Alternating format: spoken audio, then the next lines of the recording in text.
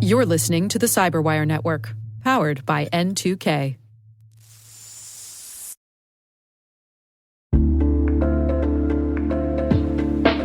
And now, a word from our sponsor, Mimecast. You're wondering if you need more email and collaboration security.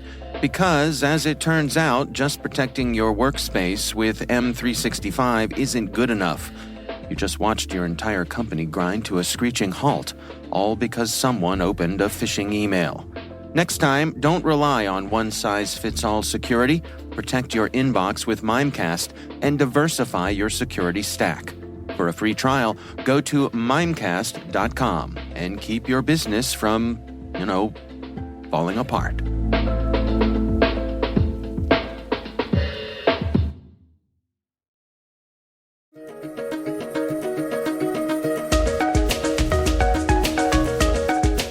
Hello, everyone, and welcome to the CyberWire's Research Saturday.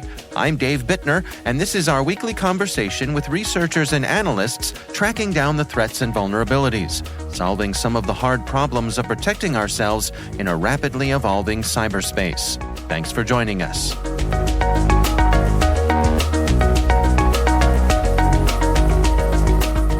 Instead of targeting an embassy in this case, it was communication pretending to be from an embassy, and then that's how we got kind of down the rabbit hole to where we are now. That's Ryan Robinson. He's a security researcher at Intezer. The research we're discussing today is titled Phishing Campaign Targets Chinese Nuclear Energy Industry.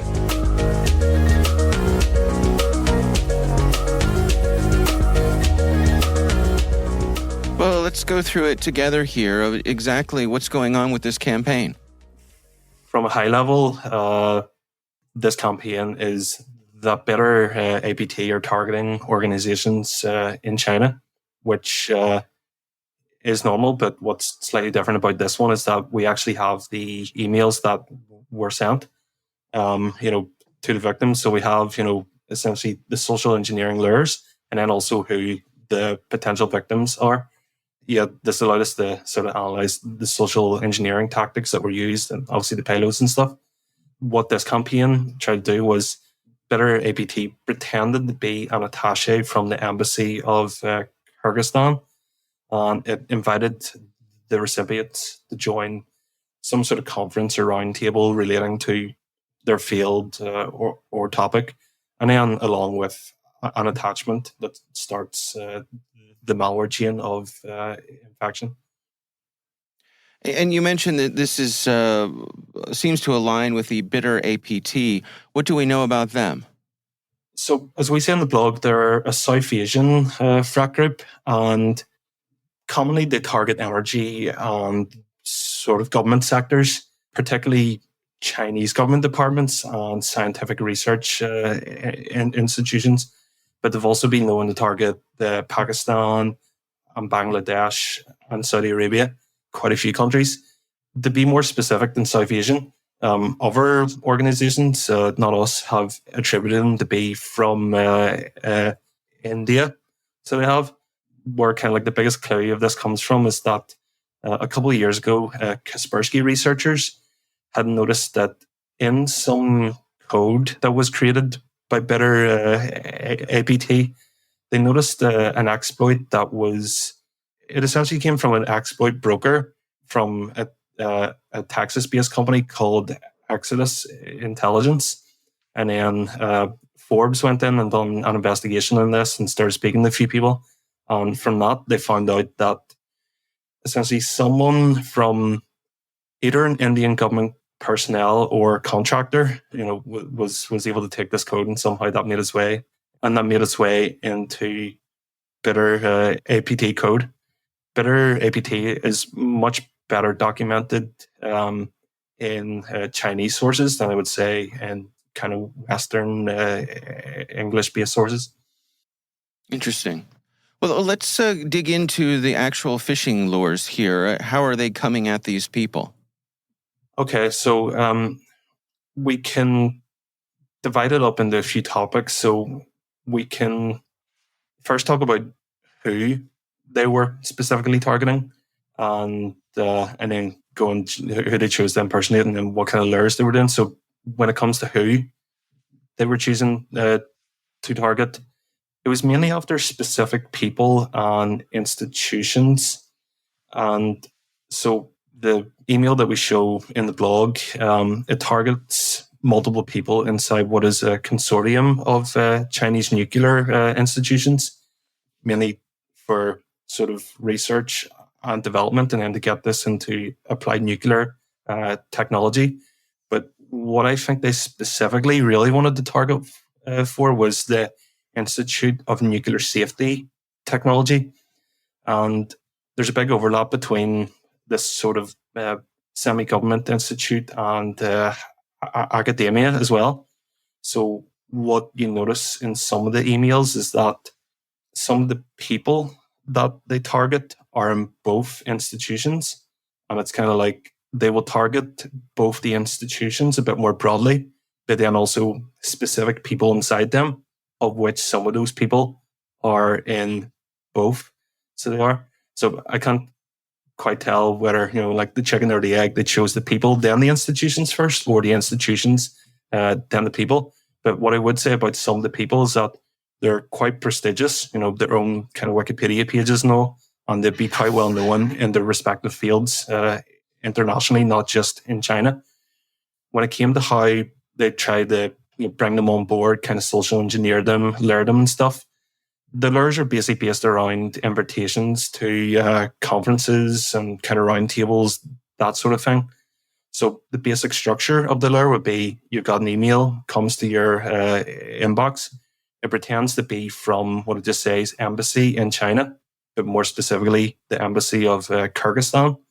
And in the body of the email, it sort of throws in a few terms like, hey, you're invited to this conference, and it's along with the embassy and other kind of think tanks and stuff like, the China Institute of International Studies inviting you, and we want to talk about maybe nuclear doctrine or the International Atomic Energy Agency, the IAEA.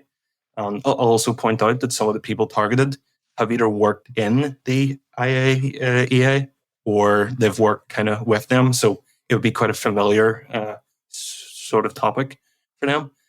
And from that kind of social engineering there, it says, hey, like check out the invite or the attachment, and that there's invitation in there. And, that's the start of the malware chain. But when it comes to other lures that kind of we've solved is that some of the lures kind of have additional decoys in them. So when you do download and open them, some of them kind of have nothing inside them. But then other sort of more updated lures, they put kind of a decoy. So you're not just kind of left with nothing and confused. So yeah, they'll put sort of more kind of details when you open that up. One thing I also kind of say is that when the emails they're signed off, they're kind of in an open-ended fashion. So it kind of leaves it that if you want to reply to them, you can. And, maybe in that case, if they get one of their specific targets, maybe replying them like, hey, I wasn't able to open that file and stuff, they're able to further engage with them, maybe send them a few more things and all. But then what's also interesting, kind of the last part of this social engineering lure type of thing, is that they also impersonate specific people. Like I said, they're pretending to be the embassy in Kyrgyzstan. So they've signed off the email at the bottom with the name of an actual attaché in the embassy. But I want to point out they're not using this person's email or anything. The email is being created anew. And so what I think they've done is that it's very easy to find this information online.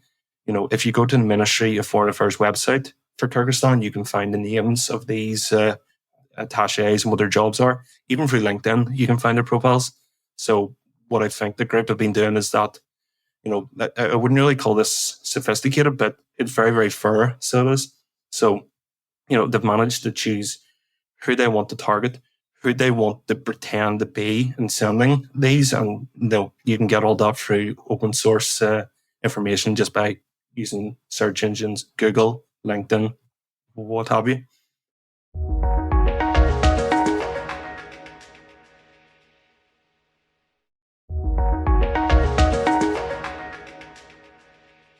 let's talk about the actual payloads and how they're delivered. How are they choosing to go about that? So, as I sort of said before, they're an attachment within the body of the email. And first of all, they're in a RAR attachment. And a RAR is it's kind of like a zip file, so just a way of compressing the payload.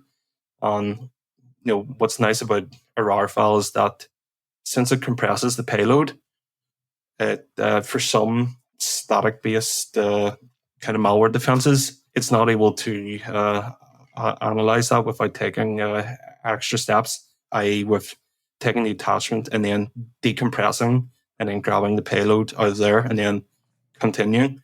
And so inside that RAR attachment, there are a couple of routes of which you could take. There is either an Excel file, and that Excel file has what is quite a common exploit inside it. And then that exploit creates a scheduled task, which can start from the next stage. If I go the other route, instead of an Excel file, what they really commonly use is what's called a Microsoft compiled HTML help file, or a CHM file. It's kind of something that's not really used that much anymore, like kind of legitimately, but it's something that you might remember if you were using kind of Windows back in the day of like XP or like Windows kind of 95 or 98 or something. It's when you click on the help button, it's sometimes kind of brought up what kind of looks like a web page, but it's not a proper web browser. Those types of files, you can still execute code on them. And again, that creates the scheduled task. So those scheduled tasks, they're either going to do one of a few things depending on what sort of route the payload has got. Very commonly, it uses MSI exec to basically download a remote MSI file and then execute that. And that one's very, very common. That's kind of been documented in other blogs, and it's like techniques that they've been using for years. In other cases, it uses curl, so quite a common sort of like command line based sort of HTTP client. So you can essentially make kind of basic web requests and then do what you want with the downloaded data. Or in the later versions that we said there's something kind of new, we've noticed that they've moved over to using PowerShell instead after that. And then once the scheduled tasks that use these kind of living off the land techniques downloaded, that's where you'll get a kind of downloader sort of module, and then from there extra payloads are sent over depending on what like the task kind of needs. They're known to use like a vast kind of tool set. After that, it really depends. How do you recommend that folks best protect themselves against this? As I maybe said before, that it's not what I would call sophisticated, but they were quite thorough. So they were. So I would honestly recommend this, like a basic level is that, if you're an employee inside a company, energy company, essentially any org, is that you should probably have a good standard of security awareness around phishing emails. And the reason why I said for this is that the lures themselves can be quite convincing. Like I said, they're referencing organizations that are highly related to the people, or that they've even worked in before, or that they'll be familiar working with, and then they sign off in names of like real people. So if you were to say, look for the name of that person, you go, oh yeah, that person's real, that's fine, but it's not from that person. So just because the email says something doesn't mean it's true. Therefore, security awareness is good. And when it comes to after that protecting your computer, so say your first stage of awareness fails, after that I'd probably recommend just a good sort of EDR, XDR kind of endpoint security, for your computer. So if the first stage fails and then you go on to click on one of those files, you're going to want to hope that the next levels of security are going to then capture that for you. So if one of the scheduled tasks is created, there are security products who realize that maybe that's not a normal scheduled task. It's pretending to be something else that can masquerade that it might detect that and block it. So basically, I would say awareness first of all, and then, don't get hit. But if you do get hit, make sure you have extra levels, kind of defense in depth strategy. Your blog post mentions that Bitter APT have been around for a while now, for a few years. What's your sense in terms of their sophistication? In this case, the activity that we've seen here isn't particularly sophisticated. It's not hard to understand what's going on and what the chains are all. And honestly, in this case, maybe they don't have to be, since it's the first stage. They only have to be lucky once. Whereas if you're being targeted, you have to be lucky each time. So I don't think maybe they care too much about getting caught in that regards.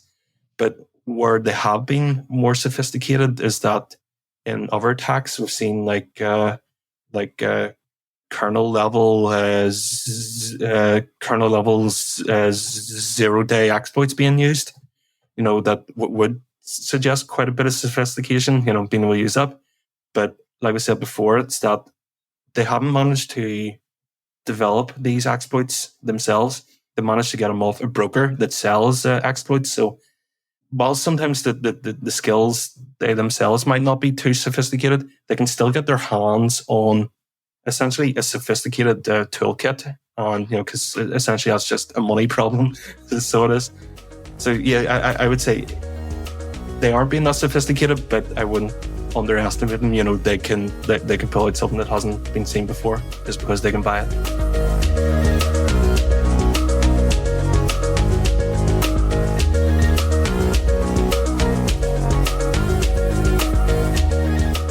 Our thanks to Ryan Robinson from Intezer for joining us.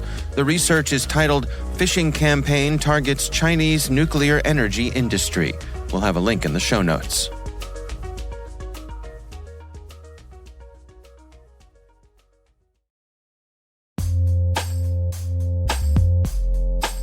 CISOs everywhere invest huge amounts of time and money to defend against external threats and protect sensitive data stored inside their organizations. But how do they protect sensitive data that's constantly being shared outside with others? The answer is data-centric security from Virtru. It's affordable, simple to deploy, and integrates elegantly with the collaboration apps you use every day, like Google Workspace and Microsoft 365. Trusted by more than 8,000 organizations, you can try Virtru for free. Just visit virtru.com/cyberwire. That's virtru.com/cyberwire.